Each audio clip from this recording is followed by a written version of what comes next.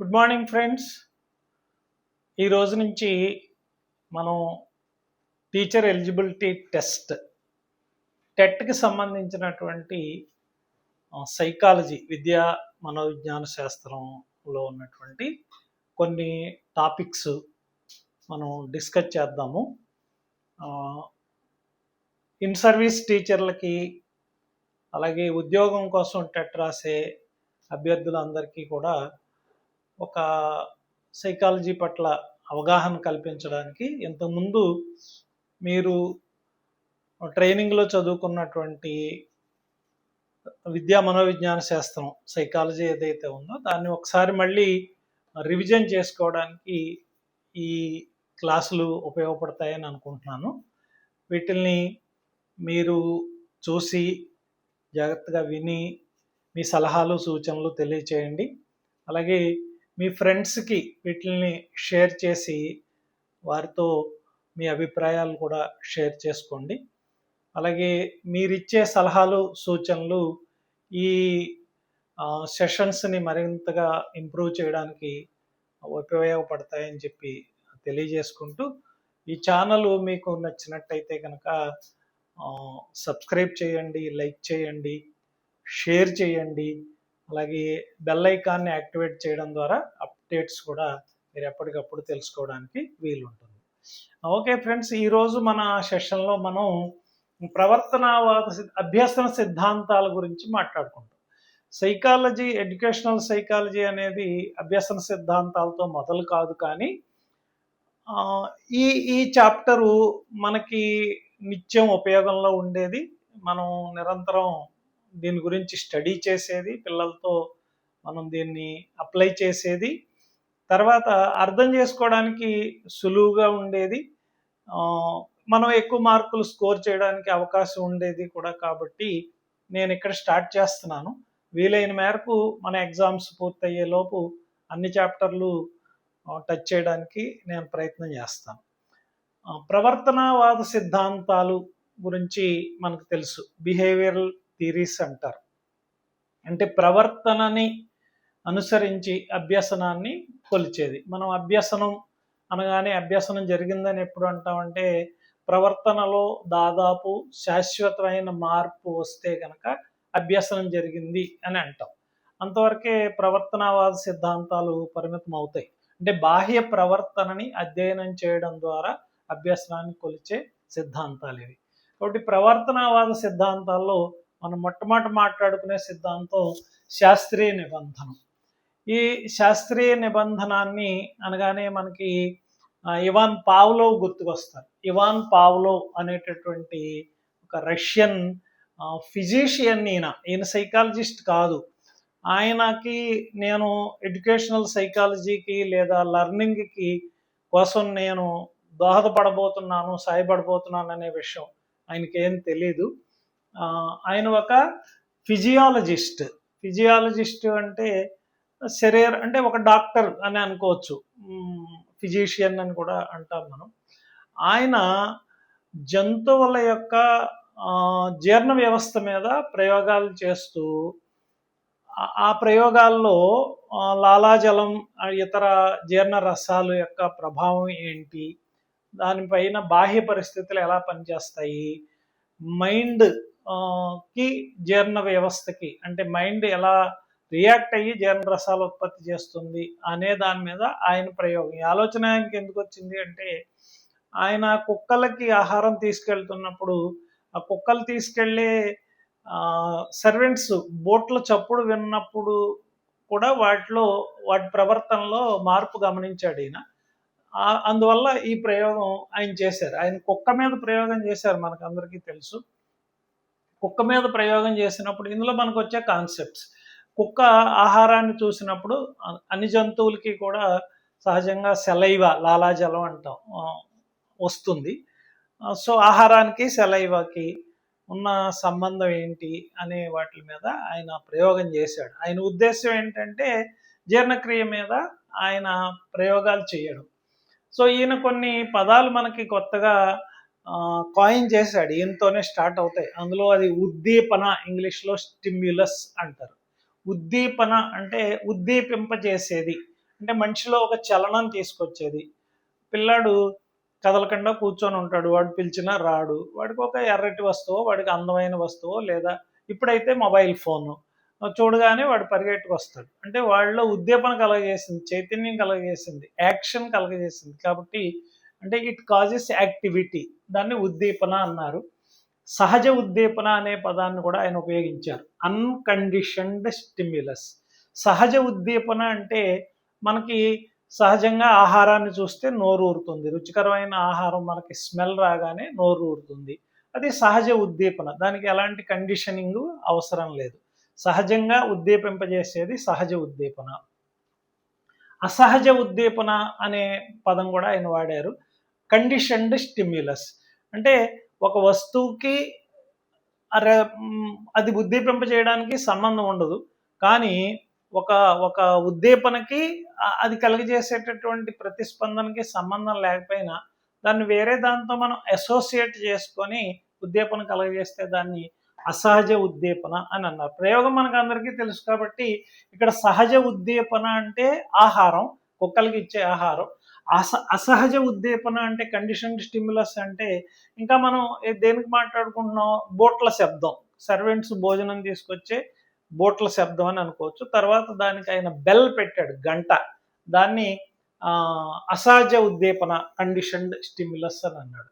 ఇక సహజ ప్రతిస్పందన, అన్కండిషన్డ్ రెస్పాన్స్.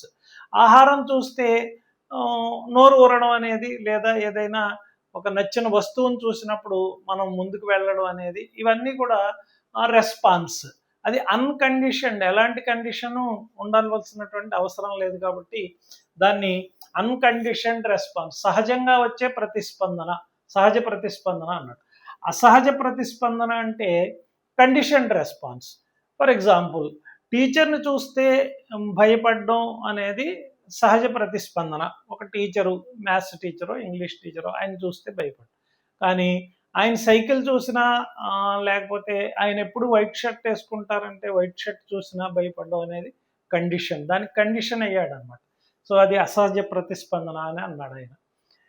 ఈ సిద్ధాంతానికి ఎస్ టైప్ సిద్ధాంతం అని కూడా అంటారు. ఎస్ టైప్ అంటే స్టిమ్యులస్ టైప్, అంటే ఉద్దీపన సిద్ధాంతం.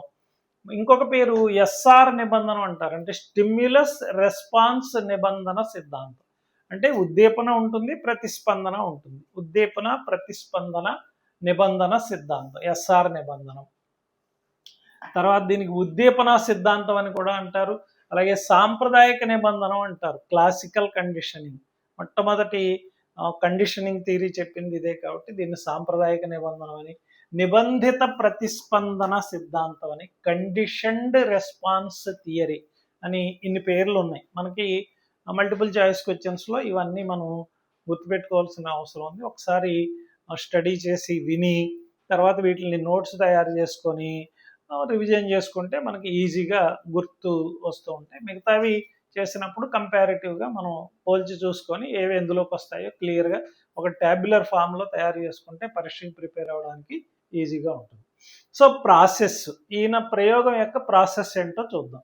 నిబంధన పూర్వదశ, నిబంధన జరిగే దశ, నిబంధన తరువాత దశ, 3 దశలుగా విభజించాడు ఈయన ప్రయోగాన్ని. నిబంధన పూర్వ దశ అంటే ఎలాంటి నిబంధన జరగలేదు, అప్పుడు ఏం చేశారు ఈయన, ఒక గంట కొట్టి ద్వారా నిబంధన చేయాలి అనుకున్నారు కాబట్టి ఒక గంట కొట్టారు. కుక్కలకి ఆహారం ఇచ్చే ముందు ఆయన ఒక గంట కొట్టాడు. గంట కొడితే నో రెస్పాన్స్, ఎలాంటి స్పందన లేదు. గంట కొడితే స్పందన రాలేదు. సో అప్పుడు ఏం చేశాడంటే ఇంకా నిబంధన పూర్వదశలోనే ఆహారం ఇచ్చాడు. ఆహారం ఇచ్చినప్పుడు తర్వాత లాలాజలం ఆటోమేటిక్గా వచ్చింది. గంట కొడితే రెస్పాన్స్ రాలేదు, లాలాజలం సెలైవా రాలేదు, కానీ ఆహారం ఇచ్చినప్పుడు సెలైవా వచ్చింది. ఇది అన్కండిషన్డ్, నిర్నిబంధిత ఉద్దీపన అని కూడా అంటారు. నిర్నిబంధిత ఉద్దీపన అంటే సహజ ఉద్దీపనకి సహజమైనటువంటి అన్కండిషన్డ్ రెస్పాన్స్ వచ్చింది. ఇది నిబంధన పూర్వం, అన్ని చోట్ల జరిగేదే. మనకి ఎక్కడైనా మనం ఎక్కడో ఏదో శబ్దం అయితే మనం ఏమీ స్పందించము.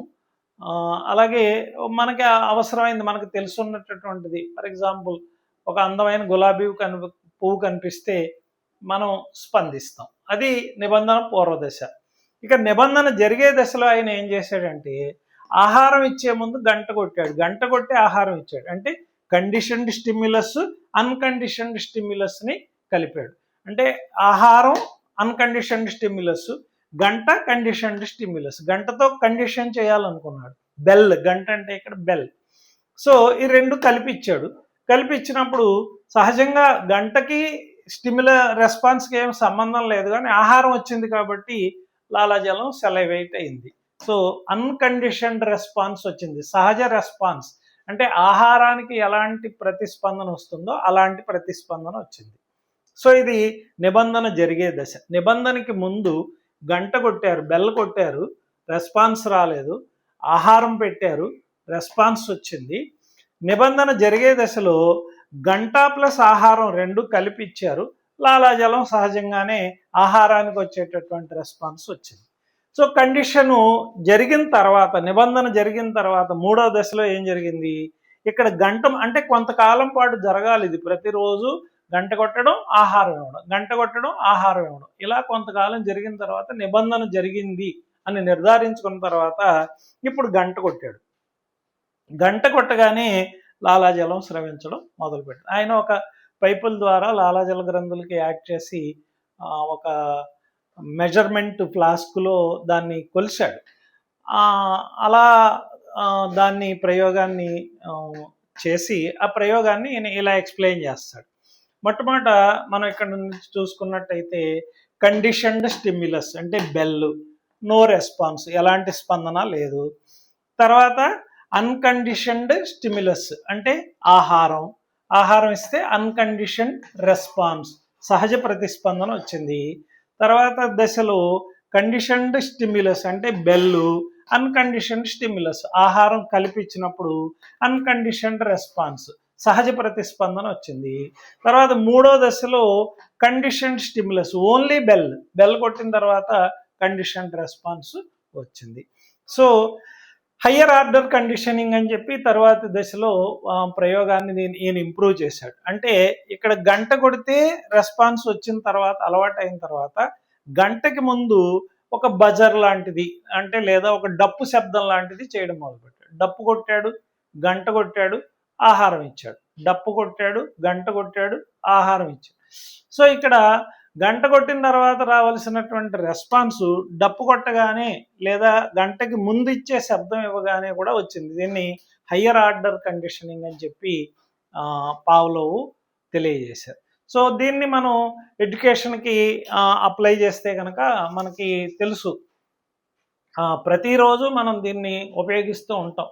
ఎడ్యుకేషన్లో డైరెక్ట్గా మనం క్లాస్ రూమ్లో ఉపయోగించకపోయినా స్కూల్లో కానీ లేదా ఇతరత్ర అనేక చోట్ల దీన్ని మనం ఉపయోగిస్తాం. దీనికి ఆధారమైన అంశాలు ఏంటంటే, అభ్యసనకానికి ఆధారమైన అంశాలు ఏంటంటే, ముందు నిబంధిత, నిర్నిబంధిత అంటే కండిషన్డ్, అన్కండిషన్డ్ స్టిమ్యులస్ని, ఉద్దీపనల్ని జతపరచాలి.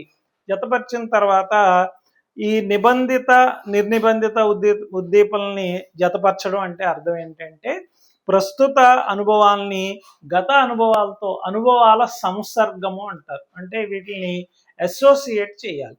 అసోసియేట్ చేయడం, గత అనుభవం ఏంటంటే ఆహారం ఇచ్చినప్పుడు సెలైవా ప్రొడ్యూస్ చేయడం అనేది గత అనుభవం. ఇప్పుడు గంట కొట్టినప్పుడు కూడా వస్తుంది, అంటే ప్రస్తుత అనుభవాన్ని జత చేయడం, భావాల సంసర్గము అని కూడా దీనికి ఆయన పేరు పెట్టారు. ఈ సిద్ధాంతానికి యొక్క ఎడ్యుకేషన్ ఇంప్లికేషన్స్ ఏంటంటే, ఈ నిబంధన సూత్రాలు ఉంటాయి కొన్ని, ఆ సూత్రాలని మనం ఎలా మన క్లాస్ రూమ్లో లేదా స్కూల్లో విద్యా వ్యవస్థలో ఎలా దీన్ని అప్లై చేస్తామో చూడండి. మొదటి ఇందులో కొన్ని కాన్సెప్ట్ చెప్పాడు ఆయన. పునర్బలనం అన్నాడు, రీఇన్ఫోర్స్మెంట్ లేదా పునర్బలనం అంటే ఏంటి? ఒక రోజు గంట కొట్టాడు, ఆహారం ఇచ్చాడు. రెండో రోజు గంట కొట్టాడు, ఆహారం ఇచ్చాడు. మూడో రోజు, నాలుగో రోజు, ఐదో రోజు, 10వ రోజు గంట కొట్టినప్పుడల్లా ఆహారం వస్తోంది. అప్పుడు గంట కొట్టిన తర్వాత గంటకి ఆహారానికి ఉన్నటువంటి అసోసియేషను బలపడుతుంది అనమాట. అంటే రీఇన్ఫోర్స్ అవుతుంది, మరింత బలం అవుతుంది. సో ఆ రకంగా మనం పిల్లలకి అసెంబ్లీలో అంటే మాస్ డ్రిల్ లాంటివి చెప్పేటప్పుడు ఒక్కసారి చెప్తాం అంతే. మొదటి బెల్ కొట్టినప్పుడు, మొదటిసారి సౌండ్ వచ్చినప్పుడు ఇలా చేయాలి. Second, third, fourth. కొంతమంది టీచర్లు 1, 2, 3, 4 ఇలా చెప్తూ ఉంటారు. కొంతమంది ఏమో డ్రమ్ము వాయిస్తారు. ఆ రకంగా కండిషనింగ్ ఫామ్ చేసి చేస్తూ ఉంటారు. సో దీనికి మంచి ఉదాహరణ ఏంటి అంటే, పునర్బలనం అనే దానికి మంచి ఉదాహరణ ఏంటి అంటే, ఏదైనా కొత్త ప్రదేశానికి మనం మొదటిసారి వెళ్ళినప్పుడు, ఫర్ ఎగ్జాంపుల్ మన పిల్లాడిని ట్యూషన్కి పంపించాం మొదటి రోజు. ట్యూషన్కి పంపించినప్పుడు మనమే స్కూటర్కి తీసుకెళ్ళి, లేదా స్కూల్కి పంపించాం, స్కూటర్ మీదో లేకపోతే ఆటోలోనో మనమే దగ్గరుండి తీసుకెళ్తాము. రెండో రోజు జాగ్రత్తగా మళ్ళీ తీసుకెళ్తాం, లేదా చెప్తాం ఇది దారి అని చెప్తాం. మూడో రోజు వెళ్ళమని చెప్పి వీలైతే తోడు వెళ్తాం, మరీ చిన్నపిల్లలు అయితే. అంటే రోజు రీఇన్ఫోర్స్ అవుతుంది, ఆ వే మైండ్లో రికార్డ్ అవుతుంది అనమాట, బాండ్ ఏర్పడుతోంది. సో అది బలంగా ఏర్పడుతూ ఉంటుంది. సో ఒక 10 రోజులు 20 రోజులు వెళ్ళాక మళ్ళీ పిల్లాడు దారి వెతుక్కోడు, ఎలా వెళ్ళాలి ఆ స్కూల్కి లేదా ట్యూషన్ సార్ ఇంటికి ఎలా వెళ్ళాలి అనేది దారి వెతుక్కోకుండానే జరుగుతుంది. అది రీఇన్ఫోర్స్మెంట్. మన నిత్య జీవితంలో ఇలాంటివి అనేక అంశాలు చూస్తాం. విలుప్తీకరణం, దీనికి కూడా ఉపయోగించవచ్చు ఈ కండిషన్ని, అంటే ఎక్స్టింక్షన్. దీన్ని థియరీలో ఎలా చెప్తాము అంటే, గంట కొట్టాడు ఆహారం ఇవ్వలేదు, గంట కొట్టాడు ఆహారం ఇవ్వలేదు, గంట కొట్టాడు ఆహారం ఇవ్వలేదు. ఇలా కొంతకాలం తర్వాత గంట కొట్టినా కూడా ఆహారం రాకపోతే విలుప్తీకరణం జరుగుతుంది, అంటే ఎక్స్టింక్షన్ అవుతుంది అనమాట. అంటే స్పందన రాదు, సెలైవ రాదు. గంట కొడతాడు కానీ ఈయన ఆహారం ఇవ్వడు, గంటకి ఆహారానికి సంబంధం క్రమంగా క్షీణించిపోతుంది, ఎక్స్టింక్షన్ అంటారు. అంటే పిల్లల్లో ఉండేటటువంటి చెడు అలవాట్లు ఏవైనా ఉంటే, వాళ్ళు భాష నేర్చుకునేటప్పుడు కొన్ని చెడు మాటలు కూడా నేర్చుకుంటారు. అలాంటి మాటల్ని ఎక్స్టింక్ట్ చేయడానికి, వాళ్ళ నుంచి దూరం చేయడానికి ఈ రకమైనటువంటి స్టిమ్యులస్, వాళ్ళకి ఎలాంటి బహుమతులు కానీ ఇవి లేకుండా వారిని నిరుత్సాహపరచడం చేయడం ద్వారా వాళ్ళ యొక్క చెడ్డ అలవాట్లని కానీ లేకపోతే చెడ్డ భాషని కానీ మనం పిల్లల నుంచి దూరం చేయడానికి ఇది ఉపయోగపడుతుంది. ఆయన ఇంకొక కాన్సెప్ట్ చెప్పాడు, అయత్న సిద్ధ స్వాస్థ్యం. ఎంత అద్భుతమైన తెలుగు పదం, స్పాంటేనియస్ రికవరీ అనేదానికి. ఈ పదాలన్నీ మొట్టమొదటిగా కాయిన్ చేసిన ఆయన కీర్తిశేషులు బొడ్డు డేవిడ్ సత్యానందం గారని, ఉమరవల్లి డైట్ ప్రిన్సిపాల్గా మేము చదువుకునే సమయంలో ఆయన ప్రిన్సిపాల్. తెలుగు అకాడమీకి మొదట బుక్ రాసింది ఆయనే. ఇప్పటి వరకు ఆ పదాలనే మనం తెలుగులో వాడుతున్నాం. అంతకుముందు ఇంగ్లీష్లో ఉండేటటువంటి విద్యా మనోవిజ్ఞాన శాస్త్రాన్ని మొదటిసారిగా తెలుగు అకాడమీకి పబ్లిష్ చేసింది, రాసి ఇచ్చింది బొడ్డు డేవిడ్ సత్యానందం గారు. అయత్న సిద్ధ స్వాస్థ్యం. అయత్న అంటే ప్రయత్నం లేకుండానే, స్పాంటేనియస్ రికవరీ అంటారు. ఫర్ ఎగ్జాంపుల్, విలుప్తీకరణం జరిగిపోయింది, కుక్కకి గంట కొట్టాం ఆహారం ఇవ్వలేదు, గంట కొట్టాం ఆహారం ఇవ్వలేదు, ఇలా కొంతకాలం కొన్ని వారాలు లేదా నెలల పాటు జరిగిపోయింది. విలుప్తీకరణం కంప్లీట్గా గంటకి ఆహారానికి ఏమన్నా సంబంధం పోయింది. ఒకరోజు సడన్గా గంట కొట్టాడు, గంట కొడితే ఒకసారి మళ్ళీ కొంచెం స్పందన వస్తుంది అనమాట. అంటే ఫర్ ఎగ్జాంపుల్, మనం ఒక ఫ్రెండ్ పేరు గుర్తురాదు, ఫ్రెండ్ బాగా గుర్తున్నాడు కానీ ఫ్రెండ్ పేరు మనకి గుర్తుకు రాదు, చాలా ప్రయత్నం చేస్తాం. సడన్గా ఆ ఫ్రెండ్ ఏం చేస్తాడంటే, మనకు కనబడతాడు, ఆ ఫ్రెండ్ ఎదురుగా కనబడగానే ఆటోమేటిక్గా పేరు గుర్తుకు వస్తుంది. అలాగే మనకి ఇంగ్లీష్లో 10వ తరగతి ఇంగ్లీష్లో వాట్ ఈజ్ మై నేమ్ అనే ఒక పాఠం ఉండేది. అందులో ఆవిడ పేరు మర్చిపోతుంది, పేరు మర్చిపోయి చివరికి ఎవరో ఫ్రెండ్ పిలిచినప్పుడు తన పేరు గుర్తుకు తెచ్చుకుంటుంది అన్నమాట. దీన్ని స్పాంటేనియస్ రికవరీ లేదా అయత్న సిద్ధ స్వాస్థ్యము, తెలుగులో అయత్న సిద్ధ స్వాస్థ్యము, స్పాంటేనియస్ రికవరీ అన్నాడు. ఇక సామాన్యీకరణ, జనరలైజేషన్ అంటే ఒక చోట నేర్చుకున్న దాన్ని ఇంకో చోట కూడా అప్లై చేయడం. ఒక సిచ్యువేషన్లో నేర్చుకున్నటువంటి అంశాన్ని మరో సిచ్యువేషన్లో మనం ఇంప్లిమెంట్ చేస్తే అదే పద్ధతులైన స్పందన వస్తే దాన్ని జనరలైజేషన్ అని అన్నారు. సాధారణంగా జనరలైజేషన్ లేకుండా మన క్లాస్ రూము బోధన జరగదు. ఒక అంశం నేర్చుకున్న తర్వాత ఆ పిల్లలు దాన్ని ఇతర అంశాలకి జనరలైజ్ చేస్తూ ఉంటారు. ఇక విచక్షణ, డిస్క్రిమినేషన్ అంటే ఫర్ ఎగ్జాంపుల్, మనం ఒక గంట కొట్టాము ఆహారం ఇచ్చాము, గంట కొట్టాము ఆహారం ఇచ్చాము, దీనికి స్పందన ఏర్పడింది. తర్వాత గంటకి బదులు వేరే మనం స్టిమ్యులస్ ఇచ్చిన ఆ స్పందన రాదు. మళ్ళీ ఆ రెండిట్లకి హయ్యర్ ఆర్డర్ కండిషనింగ్లో ఆ రెండిట్లకి కండిషనింగ్ ఏర్పడేంత వరకు వేరే ఇచ్చినా కూడా, వేరే ఉద్దీపన స్టిమ్యులస్ ఇచ్చినా కూడా రాదు. రెండిట్లకి తేడా గుర్తించగలుగుతారనమాట. చిన్నపిల్లలు చూడండి, తల్లికి ఇతరులకి తేడా వాళ్ళు చాలా సులభంగా గుర్తించగలుగుతారు. దాన్ని విచక్షణ అని పేరు పెట్టాడు. ఇక ఉన్నత క్రమ నిబంధన అంటే హయ్యర్ ఆర్డర్ కండిషనింగ్ చెప్పుకున్నాం మనం. హయ్యర్ ఆర్డర్ కండిషనింగ్ అంటే గంటతో కండిషనింగ్ ఏర్పడింది, బెల్తో ఆహారానికి కండిషనింగ్ ఏర్పడింది. బెల్కి ముందు డప్పు శబ్దం, డ్రమ్ శబ్దం ఇచ్చినప్పుడు, ఇప్పుడు డ్రమ్ శబ్దం ఇచ్చినా కూడా కండిషనింగ్ ఏర్పడిన తర్వాత డ్రమ్ శబ్దం ఇచ్చినప్పుడు కూడా కండిషన్ రెస్పాన్స్ వస్తుంది. దాన్ని హయ్యర్ ఆర్డర్ కండిషనింగ్ అని పేరు పెట్టాడు. ఇక పురోగామి నిబంధన అనే పదం ఆయన చెప్పాడు. ఇది పావ్లో నిబంధన, పురోగామి నిబంధనే. పురోగామి నిబంధనలో ఏం చేశాడు, మొదట ఆహారం ఇచ్చి ప్రయోగంలోకి వెళ్ళాలి మనం. ఆహారం ఇచ్చి ఆహారంతో పాటు ఈ కండిషన్డ్ స్టిమ్యులస్, అన్కండిషన్డ్ స్టిమ్యులస్ కలిపి ఇచ్చాడు. కలిపి ఇచ్చిన తర్వాత అప్పుడు కండిషన్డ్ స్టిమ్యులస్ మాత్రమే ఇచ్చి కండిషన్ రెస్పాన్స్ రాబట్టాడు. దీన్ని పురోగామి నిబంధన అన్నాడు. కానీ జేబీ వాట్సన్ అసలు ఈ థియరీకి ఆయనకి ఎడ్యుకేషన్కి ఎలాంటి సంబంధం లేదు. తర్వాత ఆయన ప్రయోగాలు ఎడ్యుకేషనల్ సైకాలజీలో ఉపయోగపడ్డాయి తప్ప ఆయన ఎడ్యుకేషనల్ సైకాలజీ కోసం ఈ ప్రయోగాలు చేయలేదు, మనం గుర్తుపెట్టుకోవాలి. ఈయన యొక్క థియరీని ఎడ్యుకేషన్కి అప్లై చేసింది ఎవరంటే జేబీ వాట్సన్. ప్రవర్తనవాద సిద్ధాంతంలో మొట్టమొదటి చెప్పుకునే పేరు జాన్ బి వాట్సన్ అనేటటువంటి ఆయన ఏం చెప్పాడంటే మందకొడి నిబంధన గురించి చెప్పాడంటే ఆయన ప్రయోగాలను ఇంకా కొంచెం ముందుకు తీసుకెళ్ళి ఈయన ఏం చేశాడు, ముందు గంట కొట్టాడు. ముందు గంట కొట్టి స్పందన ఏమన్నా వస్తుందేమో అని చూశాడు.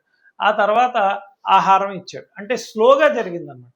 ఆహారం ఇచ్చి కండిషన్ ఏర్పడిన తర్వాత గంట కొట్టి ఆహారం ఇవ్వడం వల్ల వేగంగా జరిగింది. దాన్ని ప్రోగ్రెసివ్ కండిషనింగ్ అన్నారు. ఈయన ఏం చేశాడంటే ముందు గంట కొట్టి పరిశీలన చేసి, గంట కొట్టి పరిశీలన, అది కొంతకాలం గడిచిన తర్వాత ఆ తర్వాత గంట ఆహారం కలిపి ఇవ్వడం మొదలుపెట్టాడు. ఇది కొంచెం స్లోగా జరుగుతుంది అని చెప్పి వాట్సన్ చెప్పాడు. ఇవి మన శాస్త్రీయ నిబంధనానికి సంబంధించినటువంటి ముఖ్యమైనటువంటి అంశాలు. మిత్రులారా, ఇవి మీకు మల్టిపుల్ చాయిస్ క్వశ్చన్స్లో ఉంటుంది కాబట్టి ఇవి మీకు థియరీకి నాలెడ్జ్ ఇవ్వడానికి మాత్రమే ఉపయోగపడుతుంది. మళ్ళీ బిట్స్గా క్వశ్చన్స్గా వేరే చదువుకోవాలి. మీరు ఏ మెటీరియల్ అయినా ఫాలో అవ్వండి, కానీ ఆ మెటీరియల్ చదవడానికి ఒక బేసిక్ నాలెడ్జ్గా ఇది మీకు ఉపయోగపడుతుంది అనే ఉద్దేశంతో ఇది చేయడం జరిగింది. ఇది మీకు అందరికీ నచ్చుతుందని భావిస్తూ మళ్ళీ వీడియోతో మళ్ళీ కలుసుకుందాం. Thank you.